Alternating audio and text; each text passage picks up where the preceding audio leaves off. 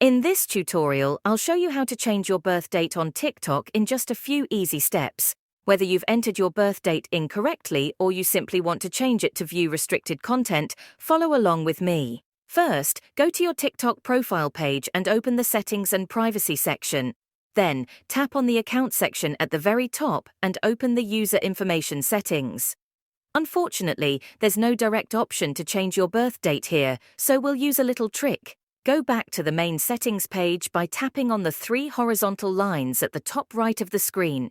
Open the Settings and Privacy option, then scroll down until you see the Report a Problem option. Expand the Account and Profile section and find the Edit Profile button. Click on the other button and then tap No under the Is Your Problem Resolved question. Select the Need More Help button to open the contact form. Here you can explain your issue and kindly ask the TikTok support team to change your age.